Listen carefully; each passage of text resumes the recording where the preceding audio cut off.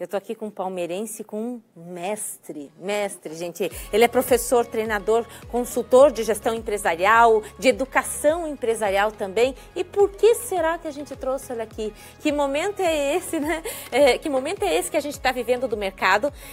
Principalmente quando envolve pai, mãe, irmãos, o tio, de repente o sobrinho junto nessa jogada, num negócio ali extremamente familiar, todo mundo com aquela intenção de dar certo, de ter sucesso, mas às vezes com uma bagunça até inconsciente naquilo que não vai para frente, né? Uma empresa familiar é um desafio assim tremendo para qualquer um. Por que falar disso justamente agora? Bom dia, Lincoln. Bom dia, Vanessa. É de suma importância por vários fatores. Nós estamos passando por um momento no Brasil, todo mundo está vendo aí, no momento que eu chamo de, não é uma briga entre esquerda e direita, é uma briga entre o antigo e o novo. E é isso que está acontecendo agora. É uma transição. É uma transição. Né? Nós estamos vivenciando todos os nossos problemas, estruturas antigas, junto do novo, da inovação, da tecnologia, de tudo que está vindo novo dentro nesse nascimento. Veja, mais de 50% do PIB brasileiro vem de gestão de empresas familiares. São 19 milhões de empresas no Brasil e mais de 80% são empresas familiares. A gente está falando, então, com muita gente que tem a ver com essa história. Muita gente que tem a ver com essa história. E de todos os tamanhos. Sim. Isso que é muito importante. Você falar sobre gestão de empresas familiares, você está falando de empresas pequenas, microempresas, você está falando de grandes, megas empresas. Então, ela atinge em todos os cantos. E por isso, nesse momento de transição, nesse momento de nós nos profissionalizarmos das empresas brasileiras, começar a entender a necessidade da estruturação, de uma gestão, da competitividade internacional. Algumas empresas, por estarmos, por exemplo, no oeste do Paraná, algumas empresas acham que nós não somos globalizadas. São sim, são globalizadas. Estão dentro de um mercado que está atuando no Mercosul, nos Estados Unidos. Tudo depende de tudo. Como então, ter a profissionalização? Porque como que a pessoa vai deixar toda aquela intimidade que ela tem com o outro quando ela é casada com o chefe dela? Ou quando ela é mãe do funcionário que não está com desempenho, aquelas coisas, né? Então, assim, como ser formal? Não levar os conflitos de dentro de casa para o trabalho? Legal, ótima pergunta. Eu gosto muito de dizer que, nesse sentido, a empresa precisa profissionalizar a família e familiarizar os profissionais. Eu gosto muito dessa frase. Que é o grande negócio seguinte, são 3 pontos que são necessários para você dar um mínimo de formalidade para a empresa. Propriedade. Primeiro P, propriedade. A propriedade, o patrimônio precisa ser muito bem mensurado e dividido, entendido isso, negociado. Essa é a real. Sócio, mas em que proporção? Em que proporção? O que é o que, de quem é quem? O meu valor, daquilo que eu recebo, é devido àquilo do meu papel, efetivamente daquilo que eu faço, ou é por eu ser sócio, filho, irmão, ou, enfim, mulher, como você disse. Então, a divisão patrimonial, propriedade. Segundo ponto, papéis. Definição de papéis dentro de uma empresa. Não importa o tamanho, não importa o tamanho da empresa, precisa ter uma definição exata de quais são os meus papéis. Você faz o quê? Eu faço o quê? Até onde a minha ação vai? As minhas funções vão aonde? Isso é essencial para dar um mínimo de formalidade. Sabe uma coisa que eu encontro muito nas consultorias que eu faço? É aquela história, Lincoln, mas eu falo o tempo todo com o meu sócio, eu falo o tempo todo com o meu diretor, mas eu pergunto, mas com que qualidade? Falar de corredor não é o caso. Falar em casa depois das 6, eu quero saber o seguinte, em que momento vocês param para decidir? E o terceiro P, que, em relação a isso, a questão da formalidade, é o poder.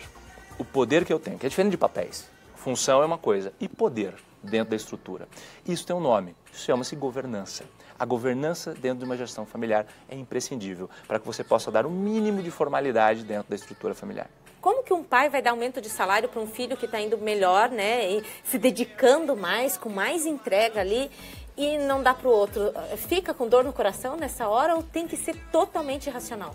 Faço uma pergunta sempre nas minhas consultorias, eu faço essa pergunta para a diretoria, para os donos, eu faço o seguinte, vamos dizer que não fosse seu filho, vamos dizer que vamos dizer que a empresa não seja familiar.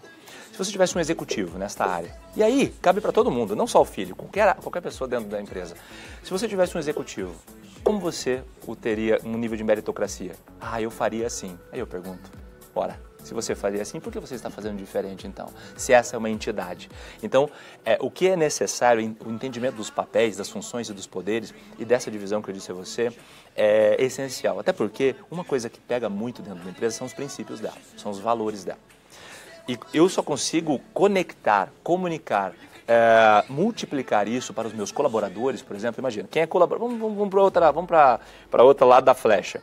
O colaborador de uma empresa familiar, por exemplo, que não faz parte da família, se ele entender, olhar para a empresa e dizer assim, bom, aqui nessa empresa não há meritocracia, eu nunca chegarei a lugar nenhum. Não terei vez. Então o que acontece? Ele vai ser o que eu chamo de colaborador de passagem. Desmotivado totalmente. Ele vai trabalhar um tempo, vai falar, já estou pensando em outro lugar para ir, né? Já estou pensando num novo projeto. Isso é péssimo para a empresa. Por quê? Porque toda empresa familiar precisa pensar num ponto importante, perpetuidade. Veja, tem uma frase antiga que eu gosto muito, né, que diz assim, sobre empresas. Pai rico, filho nobre, neto pobre. Ou seja, eu falei para vocês... Que desgraça essa frase! Porque tem que ter cuidado. Sim. Sabe quantos por cento das empresas familiares no Brasil se preocupam com sucessão? A sucessão de fazer com que a empresa... Passar a bola, né? Formar um líder ali dentro para que assuma menos de 19%. Menos de 19%. Existe um medo, às vezes, daquele que comanda, no caso o pai, como se o filho fosse uma ameaça para ele. Peraí, mas está querendo trazer essa novidade, mas sempre deu certo assim, então não mexe nisso.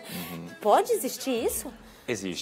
Existe, mas eu sou um otimista, mas existe sim. Eu vejo que já foi pior essa resistência. Há alguns anos atrás, quando eu iniciava ainda meu trabalho como consultor, essa resistência era muito maior, inclusive comigo, inclusive com técnicas que nós trazíamos, estrutura, de arquitetura de um planejamento bem feito, e muitos diziam mesmo, esse negócio não dá certo não, e tudo mais. E hoje já começa-se a mudar, mas existe essa dificuldade de entender que o novo, ou seja, quando se fala muito do novo, parece um paradigma. Não é o novo, é simplesmente unir educação, conhecimento, experiência, porque não é rejeitar o passado. Jamais rejeitar o passado. A prática conta muito ponto, né? O conhecimento, a expertise, aquele conhecimento base do negócio é imprescindível. O jogo de cintura. O jogo de cintura, o networking que é criado, né, pelo poder daquele que criou o negócio, mas... A importância da passagem, a importância de você conectar os dois, o novo e o antigo, é essencial. Hoje há tantos casos de divórcio, e aí, se marido e mulher estão juntos nessa, o que acontece ali? Existe a possibilidade? Existir sempre existe, né? Mas você aconselharia que os dois continuassem trabalhando juntos, gerenciando, administrando algo juntos, mesmo sendo ex? É difícil, não vou mentir, mas desde que haja profissionalismo, não tem problema. Agora, eu vou replicar a pergunta para você. Você disse, duas pessoas separadas dentro do mesmo ambiente. E quando o casal, mesmo não separado, é um brigueiro? É pior. É pior. É pior. Então, dentro da estrutura familiar, dentro de uma empresa familiar, o que importa é o profissionalismo adequado. Definição de papéis. E aí sim, a empresa estará com capacidade para gerar um planejamento. E com equilíbrio emocional também, que pesa demais nessas questões. Demais isso. A gente busca o psicólogo para tanta coisa, que tem o consultor, né, gente? Para isso. Mas todo consultor, em média, é um pouquinho... É um pouco psicólogo. É um pouco psicólogo, né, é um pouco... Lincoln Carrenho. Então, você entra lá, então, para bisbilhota, né? Vai atrás se você está precisando de ajuda e não sinta-se assim, né? Nossa, eu sou diferente, estou estranho porque não estou conseguindo dar conta do recado e fazer o negócio andar como tem que andar.